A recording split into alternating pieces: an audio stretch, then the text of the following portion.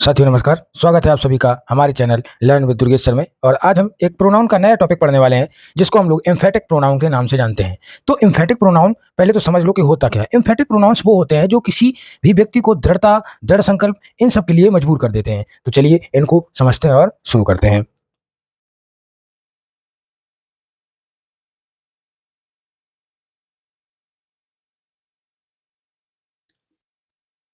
Emphatic pronoun देखिए, अब जो एम्फेटिक प्रोनाउन है इसको हम क्या बोलते हैं? इसको हम अगर हिंदी में बात करें तो इसको हम लोग क्या बोलते हैं? दृढ़ता सूचक सर्वनाम बोलते हैं। क्या बेटा बोलते हैं?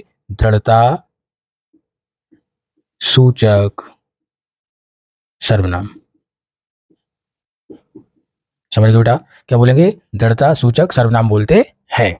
अब देखेंगे एम्फेटिक प्रोनाउन होता क्या है। देखेंगे बेटा, एम्फेटिक प्रोनाउन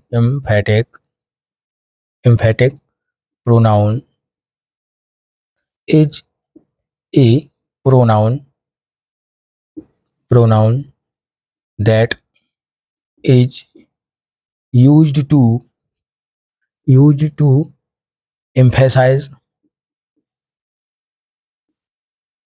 emphasize और ले स्ट्रेस। ठीक है, क्या लिखा बेटा? एम्फेसाइज और ले स्ट्रेस। तो चलिए, emphatic pronoun is a pronoun that is used to emphasise, to lay stress और एम्फेसाइज ए वर्ड। मतलब सीधी सी बात ऐसे है कि इन सब का प्रयोग किसके लिए किया जाता है? इन सब का प्रयोग किसी को दबाव देने के लिए, किसी पर जोर देने के लिए, किसी पर स्ट्रेस डालने के लिए इन सब का प्रयोग किया जाता है। तो चलिए,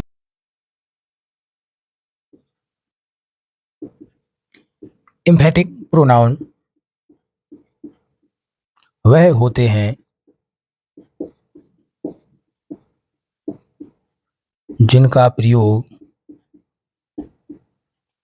जिनका प्रयोग किसी संज्ञा या सर्वनाम पर दबाव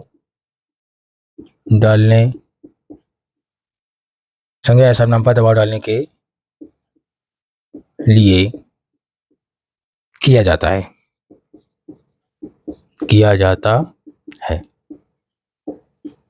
ठीक है, समझ में आ रहा होगा कि एम्फेटिक प्रोनाउन क्या होते हैं। एम्फेटिक प्रोनाउन वो होते हैं जिनका प्रयोग नाउन या प्रोनाउन पर दबाव डालने के लिए किया जाता है। वही हमारे क्या होते हैं? एम्फेटिक प्रोनाउन होते हैं। चलिए, अब देखेंगे कि एम्फेटिक जो प्रोनाउन है वो होते कौन कौन से हैं। तो चलिए, एम्फेटिक प्रोनाउन के बारे में देखेंगे। एम्फेटिक प्रोनाउंस, ठीक है, क्या देखेंगे बेटा? एम्फेटिक प्रोनाउंस देखेंगे कि कौन कौन से होते हैं। देखेंगे my self, himself, herself,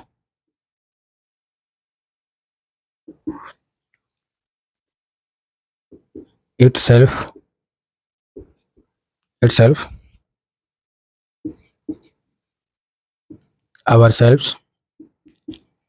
themselves, yourselves। ये कुछ हमारे एम्फेटिक प्रोनाउन होते हैं। तो होते बेटा, एम्फेटिक प्रोनाउन ये होते हैं। अभी इसके बारे में इतना कुछ समझ में आया होगा। अब चलो इसके बारे में क्या समझते हैं, इसके एग्जांपल्स देखेंगे तो उससे क्या होगा कि हमारी जो भी डाउट होंगे वो सारे क्लियर हो जाएंगे कि मतलब कैसे ये दबाव डालेगा, कैसे ये किसी को प्रेशराइज करेगा। तो चलिए सुनिए एग्जांपल्स, क्या देखेंगे? Examples.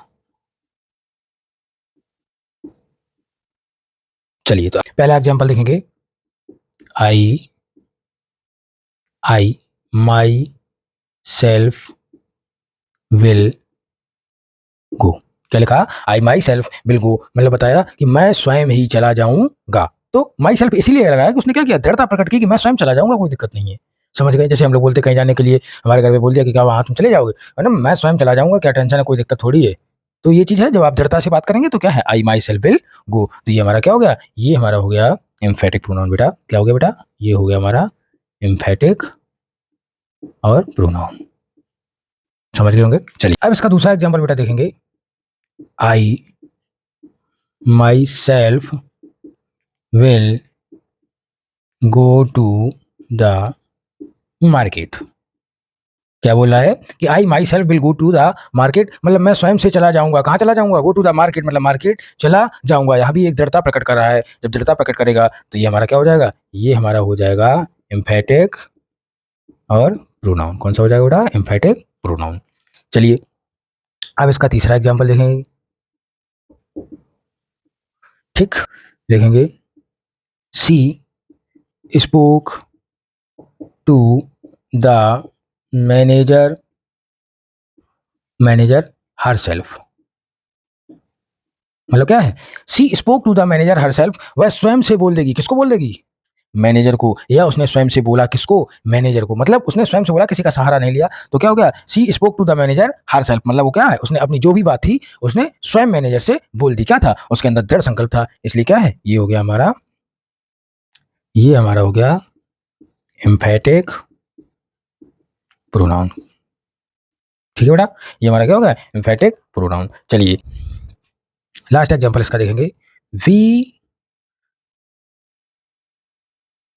ourselves did our work। क्या बोला?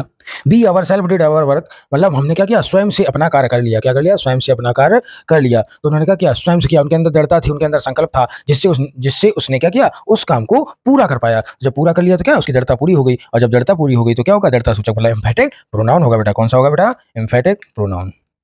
लिखेंगे बेटा एम्फेटिक प्रोनाउन। ठीक है, चलिए उम्मीद करते हैं समझ में आ रहा होगा। एम्फेटिक प्रोनाउन के जो कुछ महत्वपूर्ण बिंदु हैं इनको हम जानेंगे। तो लिखेंगे इंपॉर्टेंट पॉइंट। क्या लिखेंगे बेटा? Important points. अब इंपॉर्टेंट पॉइंट इसके क्या है?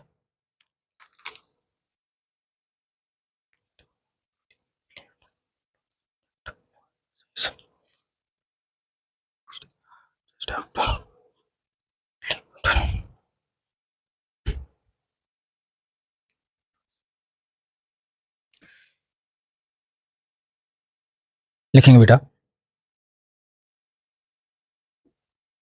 emphatic pronouns are used just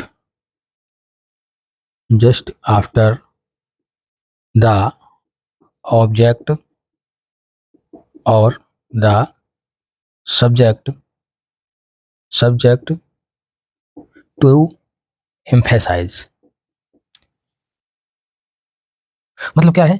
ये जो एम्फेटिक प्रोनाउन है ये नाउन या प्रोनाउन मतलब ऑब्जेक्ट या फिर जो सब्जेक्ट होंगे उनके तुरंत बाद इनका प्रयोग किया जाएगा। क्यों किया जाएगा? क्योंकि अगर हम इनका प्रयोग तुरंत नहीं करेंगे तो ये एम्फेसाइज करने में सफल नहीं होंगे। तो ये कहाँ आएंगे? तुरंत बाद। किसके बाद? या तो ऑब्जेक्ट के बाद या फिर सब्जेक्ट के बाद। हमेशा ये इसी फॉर्म में मिलेंगे, या तो सब्जेक्ट के बाद या फिर ऑब्जेक्ट के बाद। ठीक है, अब इसका एक एग्जाम्पल देख लो डाउट क्लियर करने के लिए। देखेंगे सी हर सेल्फ फिनिश्ड हर और वर्क। ठीक, she herself finished her work, उसने क्या किया? स्वयं से अपना कार्य क्या कर लिया? समाप्त कर लिया। अब देखो ये आया किसके बाद? ये क्या है बेटा? ये हमारा है नाउन। क्या है बेटा? ये हमारा हो गया नाउन। ये क्या हो गया? ये हो गया एम्फेटिक प्रोनाउन। ठीक, तो ये देखो ये नाउन था, तुरंत बाद क्या आया? Emphatic pronoun. तो यही बताया गया कि या तो ऑब्जेक्ट के बाद या फिर सब्जेक्ट के बाद। तो सब्जेक्ट कहाँ था? ये क्या था? Emphatic pronoun. तो इसके तुरंत बाद आ गया। या नहीं आता तो कहाँ आना चाहिए? पीछे आना चाहिए। किसके साथ? वर्ग के साथ आना चाहिए। तो ये हमेशा किसके साथ आएंगे? या तो ऑब्जेक्ट के साथ आएंगे या फिर सब्जेक्ट के साथ आएंगे। इनका इसमें कोई दौरा नहीं है। चलिए अब आगे कुछ एक और इंपॉर्टेंट पॉइंट देखते। चलिए अब अगला इंपॉर्टेंट पॉइंट देखेंगे, सेकंड नंबर। ये हमारा था फर्स्ट नंबर। ठीक है,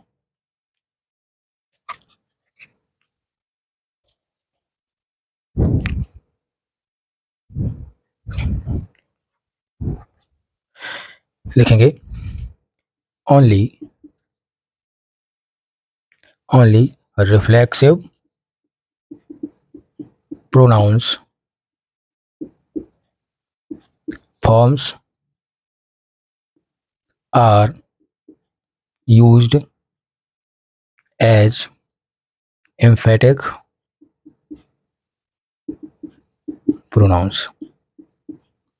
मतलब जो रिफ्लेक्सिव फॉर्म है वही एम्फेटिक प्रोनाउन के रूप में यूज की जाती है।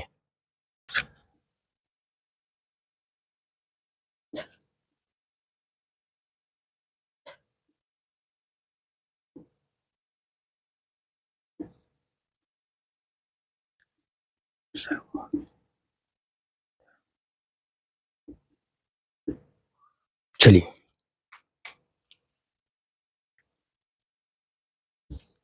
पहला पॉइंट देखेंगे बेटा, I went to the station. ठीक है बेटा, I blank went to the station. The manager called the meeting.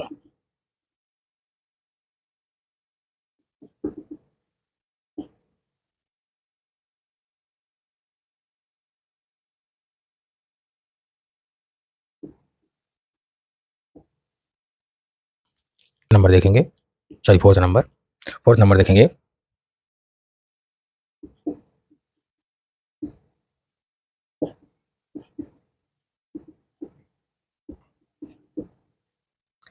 Last number fifth देखेंगे बेटा, she cooked the food they did their work. और चलिए लास्ट वन,